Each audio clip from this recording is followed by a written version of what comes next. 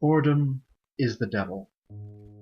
It was just an average evening and I was painfully bored, which, as some of you know, is just sort of how I am these days. Always bored.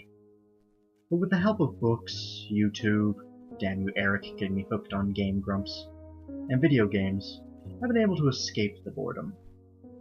So on this particular day, I was aiming more for the video games. Using our old friend Google, I was searching for some free games to kill some time before I went to bed. Flipping through a few pages, all I found were stuff I already played, kids learning games, and stuff that just didn't look interesting to me. I was on the third or fourth page when I finally read one that said, "Free independent adventure game for download." Now, I had seen a few links with similar titles in the past few pages. As I read the description of this one, it actually sounded kind of fun. Now before I go on, I'm actually against anything that says it needs to download. That is normally a bright red flag in my books. My computer does not need any more crap to slow it down. But I don't know. I was just looking forward to The Legend of Zelda Ocarina of Time for the 3DS I had just ordered. A little late, I know. And I guess I was kind of desperate for something to tide me over. So I went ahead onto the website to get the download. The site seemed legit. I mean, it had trailers and a nice background of the game's hero smiling at you, and a bunch of his friends were here and there. It was maybe a bit cutesy for my tastes. Now, I like cutesy stuff. I'm a real man, I can admit it. But this game was almost sickeningly sweet to look at. All the characters were designed similar to a chibi style, kind of reminiscent to Animal Crossing or My Sims. But I was sold that this wasn't a scam, and downloaded the game. Next thing you know, that cute little chibi hero was now an icon on my desktop, smiling happy at me. So I'm feeling, alright, let's start this thing, and I clicked the happy little bugger's face. So the game starts up with, you know, the usual credits of the developers. However, for this game there was only one company. Now, they didn't have a fancy little animation or logo or mascot for their intro. Nay. Just a black screen and white letters that read, Glitch. Odd. But hey, independent developer in a free game can't expect absolute awesomeness, am I right? Now the opening screen is better. It's playing nice, gentle music to a blue sky backdrop with the same basic options you see on most start screens. New game, load game, and options. Wish I had a better word for it, but whatever. Yet again, I noticed another thing that just seemed off. There is no title on this title screen. After I noticed this, I realized something else. What the hell was the game's title? I honestly didn't remember the title at all. I was a little overexcited, having gone from opening the site, downloading, and starting to play. I guess it didn't matter though, as long as the game was good, so I opened a new game. We are then introduced to the hero more formally, a young fellow named William. We learn from a plucky owl named Arvin, something like that, a dark force is threatening the land and only William has the power to stop it. You know, pretty much the Link Mario formula. Then we're shown William happily ready for his adventure, while the cheeriest adventure-inspiring music plays in the background. Then we start level 1, entitled Hope. And this was based in a forest setting. The animation isn't bad, but it's not perfect either. Nintendo 64 quality, tops. Now the main goal of the game is to collect magical sprites so that they can give you their power. The sprites are easily spooked and are a mild challenge to catch. You know, if you see them out in the open anyway. And there are of course some simple villains you can fight with a stick-like thing, you know, but you fight just spiders, bees, and other like. And there are of course some side quests you can do to collect more sprites. The first level required 5 sprites to move on to the next. Apparently you could get more if you wanted, you know, for extra points. We were out in the open, the other 2 you needed to help a squirrel find all of his buried acorns. There was some to be a gnome or something to gather wood for a fire, as winter was just around the corner, apparently. So, being the underachiever that I am, I just take the 5 easy sprites and move on to the next level. Now this game had seemed a bit off from the get-go. I figured most of it was from, them being independent, cheap, and even probably not even finished at this point, since it was kind of choppy at times and it had no title. But the title for level 2 was the most baffling I've seen so far, it being losing it. Losing what, exactly? No idea. Doesn't explain. But the next level is still kind of in the woods, just more woodland community with little huts and houses, that kind of thing. There are a bunch of fun little characters living here. Some are animals, some are people with little ostentations and eccentricities, as cute adventure game NCPs tend to have. Or NPCs, I don't remember the term. This time you need 7 sprites to move along. 2 you can find hidden around town, and 5 you got from side quests. The one thing I found really nice, I guess, about this game is just how happy and pleasant everyone is when they talk to you. Even the characters keyed as grumpy, you can still tell they got their creamy centers. Like Nikolai, the lumberjack, who speaks angrily with you but loves his cats and is thankful when you rescue one for him. I don't want to bore you with every little thing you had to do to get the sprites, because after this level is when the aforementioned offness becomes a little less off and more the hell? Now, each level area has an exit, which is closed off with a gate, and William, your character, tells you that you need more sprites to leave. When you have enough, it'll be gone. Same happened this time, however the gate may be gone, but something that seemed extremely out of place was now standing there instead. So like I said, everything in this game is designed to be cutesy, and you can tell that's where they were going. Hell, I might have even gone so far to say as most people were the same model with tweaked features on them. This guy standing in my path looks way different than anyone I've seen so far. First of all, in this game full of bubbly and bright colors, this guy was dressed in a pitch black hooded coat and wore a deep red mask on his face. The mask had absolutely no features on it. It was just a hunk of plastic, wood, whatever, with eye holes cut into it. Second, this guy is no little chibi guy. He's tall with a basic male build to him, broad shoulders and an average frame. His hands are resting behind his back as he waits for you. So yeah, creepy as hell. But even being a casual gamer, it's pretty clear you gotta talk to this new face who sticks out like a sore thumb to progress. Hell, I'm even expecting a cutscene as I approach him. Nothing of the sort happened, but I got the option to talk to him. It's kind of important that I bring up whenever you talk to anyone in this game, they make some sort of noise, or even kind of a jibber-jabber when you speak to them. Again, reminding me of Animal Crossing or My Sims. This guy, as you may have guessed, made no sound at all. Just a text box popped up. Are you afraid? Yes or no? Granted, this guy kind of freaked me out. The text box alone made my skin crawl. However, I'm in the game. So far, this is the only scary thing to pop out. And I'm playing the stick-wielding hero William, so of course, I can't be afraid of this fool, so I choose no. Then another text box pops up. I can fix that. And he vanishes on the spot. Creepy, right? It's quite obvious this is the dark force that the game warned me from the beginning that's going to take over the land. He's just playing mind games with me already. He's gonna be one of those kind of villains, which made me totally psyched being a big villain guy after all. So I exit the level and it blacks out as normal, to give me the title for level 3. Backwards, it says. I'm wondering what that could mean. But this time the title is explained at the get-go. Recall all the cheery music from before? It's playing in reverse now. Have you listened to music playing backwards? It's unnerving as hell.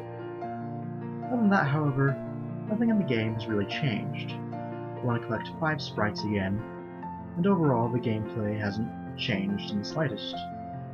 I did notice another tweak, other than the eerily playing backwards music.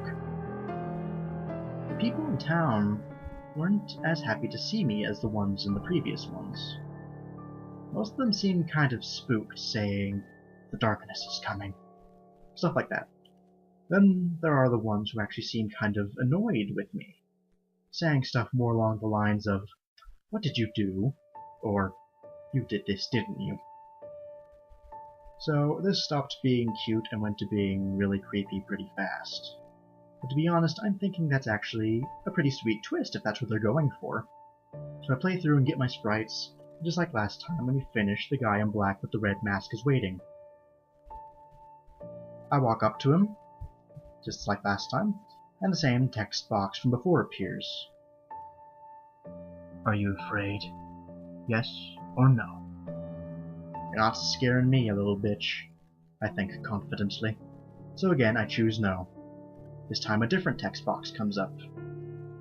Just ... And he vanishes again. So I'm feeling confident, and I head into the next level with my head held high. Anger, it calls itself. Now at first sight, the first thing you notice is all those bright colors from before have been completely drained from the landscape.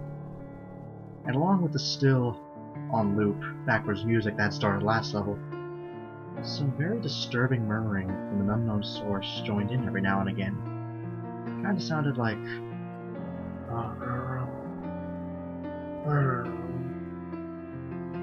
So okay, I may be a self-proclaimed horror connoisseur and enter this level with confidence and intrigue. I could say by this level I actually felt a little freaked. Because hey, connoisseur or not, deep down I'm a bit of a coward. And entered this game not expecting all the creepy-ass crap going on. Oh, and the coup de grace? People in this town aren't there to give you side quests. They're the enemy now, and they're coming for you with swords and axes and stuff like that. My stick is looking a little crappy right now. All the sprites are hidden in town, and you have to get them on your own. Some require you to solve puzzles, which these pissed-off villagers and cute little animals try to mess up at any cost. If you beat them with your stick and they back off, you can talk to them, but this time they say some pretty spiteful things. "Go to hell! You don't deserve to be here! Just die already!" It was about this point that my delicate sensibilities had been kind of shaken, and Stephen didn't want to play the game anymore. I had a theory, which seemed concrete at the time. Maybe if I said yes to the masked guy, he'd run everything down and let it go back to normal. I was kind of blindly hoping this would be true, but don't know if you don't try, right? So as always, the masked guy was waiting for me at the end of the road into the next level, calmly standing there with his hands behind his back like the smug little douchebag he was.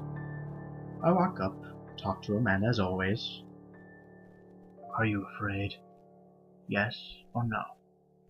I'm done being brave at this point and finally choose yes. And then he says this. "How afraid are you?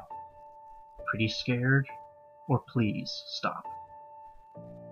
Well, guess which decision Stupid here decided to go with. In my defense, I was trying to be honest with a program that has no way of gauging if I'm lying or not.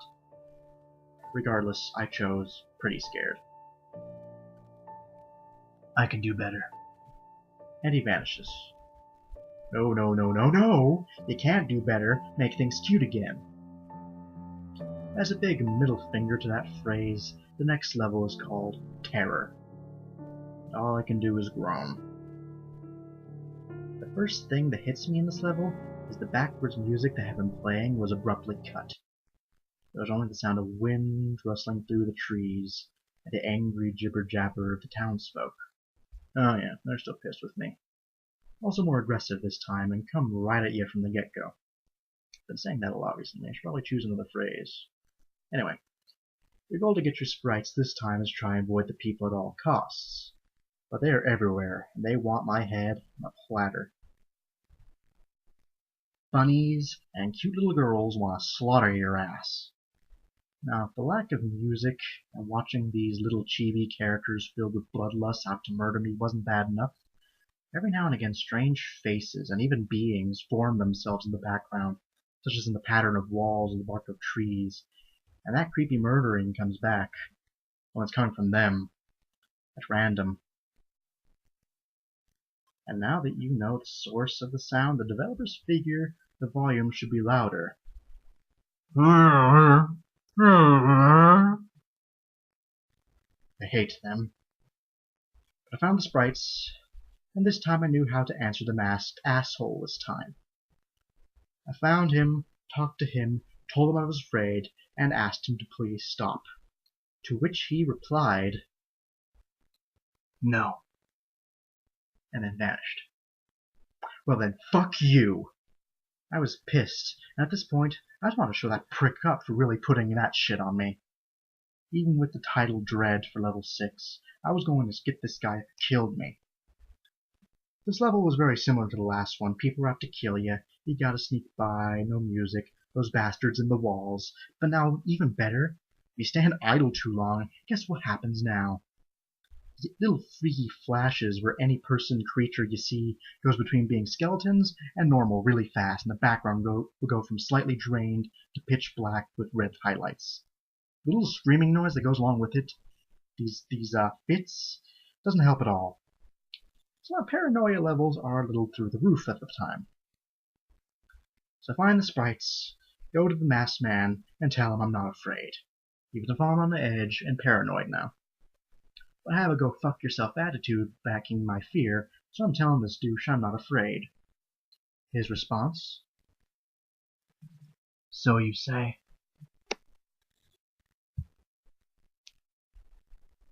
He then vanishes, as always. Something different happens this time. For the whole game, William hasn't said anything except to get more sprites before moving on.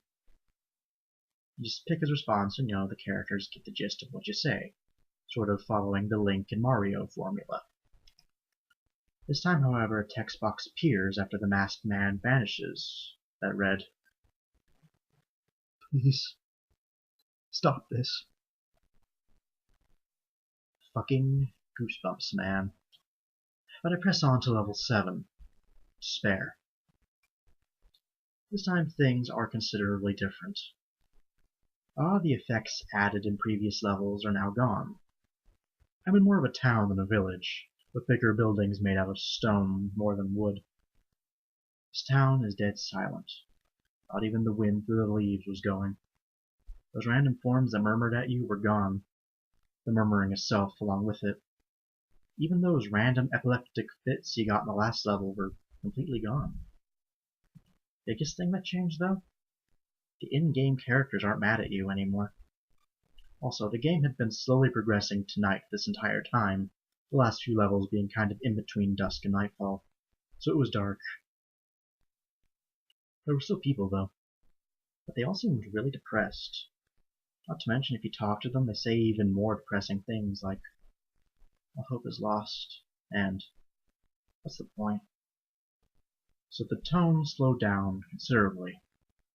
You also only need 3 sprites to progress, and all 3 of them are in people's houses. The first 2, you just gotta talk to them, and they just give them to you. One's too lazy to get out of bed and tells you it's in a chest. The other one talks to you about dying before just giving it to you. Now I'm creeped out on a deeper level, going from simple stuff you see and hear to scare you, to these still cute, chibi-like characters talking about killing themselves. Then there's the third house, with the guy hanging from the noose with the toppled-over chair beneath him. I was simply dumbstruck with this just because it was so out of place with everything I've seen. If anything died, it was, the usual, they flashed red and disappeared. This was, after all, a cute little adventure game. I seriously stopped playing for a second and just looked at this. When I finally got my senses back, I found the last sprite in the barrel behind him. I was going to try one more level. If it somehow managed to get worse, I was going to turn the game off. Curiosity, however, made sure I tried one last level. I found the masked man and told him I wasn't afraid. To which he responded, "Liar," before vanishing yet again. And then, just like last time, William spoke. Only this time I didn't read desperation. I read anger. "Why are you doing this to me?" it read. Let's just finish this will. And we entered the last level. Level 8. Die. Fuck this game and everything it stands for. I don't know why, but just the title made me stiffen up and shiver a bit. But I could tell this was the end of the game, as this level was just sort of a round plaza, where the masked and hooded man was waiting for me right off the bat. I couldn't play, I didn't mind, I rather liked cutscenes. But this cutscene was just our annoying, scary little friend, waving his hand and thus making every sprite you painstakingly gathered fly away, making all your efforts now void. Then he started talking. You have lost everything, it read. Your world, your friends, everything. And it's all thanks to him. As he said him, he pointed directly through the screen and at myself. You never stood a chance. But don't worry, I'm not going to kill you. Not gonna lie, as freaked out as I was, that one did surprise me. I would rather you live in this horror. However, now if you live or die, it makes no difference to me. Goodbye. His masked face then looked at me through the screen, then said, and thank you. He disappeared for the last time. William then did something he hadn't done all throughout the game, and turned directly to look at me. His face had the most disturbing and terror-stricken face I had seen at all in this fucking game. His eyes wide, his mouth agape. And it made me feel extremely uncomfortable. As they zoomed in at his horrified expression, the background blacked out, but he stayed in focus. At first, to make myself calm down a bit, I figured this was just a game and I had to answer the questions just right to get a good ending. It wasn't until white block letters spelled out the word "Congratulations" danced above his head, and asked if I wanted to play again. I closed out of that game so fast it wasn't even funny. Then I looked at the still smiling icon of William on my desktop and uninstalled that bitch. I didn't sleep much that night. The next day I told a couple of my friends, Eric and Victoria, about the game and how messed up it was. I realized I still didn't know the title for the stupid thing, so I told them to just Google Glitch William Red Mask, figuring that would put them in the right direction. We didn't talk about it for a little while, but when it came up the other day I asked them if they ever looked it up. They did. They said they couldn't find anything remotely close to what I described, or any proof that it had ever existed. This led me to believe that it had been taken down shortly after I played, somewhere down the road I had totally lost it, or that they were messing with me. I'm honestly too afraid to check to see if they were messing with me or not.